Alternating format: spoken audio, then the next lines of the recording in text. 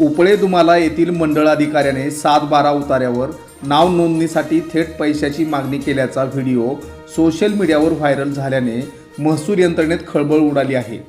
भातंब्रे येथील शेतकरी महादेव मोहिते यांच्या जमिनीची नोंद त्यांच्या नावावर करण्यासाठी उपळे-दुमाला येथील मंडळाधिकारी फुलारे यांनी 16,000 रुपयांची लाच मागितल्याचा व्हिडिओ व्हायरल होताच संपूर्ण महसूल प्रशासनाची प्रतिमा मलिन झाली असून बार्शीचे कर्तव्यदक्ष तहसीलदार FR शेख हे संबंधित कर्मचाऱ्यावर कठोर कारवाई करणार का याकडे सर्वांचे लक्ष लागले आहे।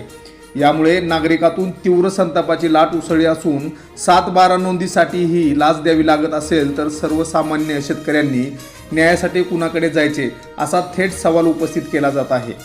ही संपूर्ण बाब व्हायरल व्हिडिओवर आधारित असून संबंधित मंडळ अधिकाऱ्याची तात्काळ चौकशी करून निलंबनाची कारवाई करावी अशी जोरदार मागणी होत आहे।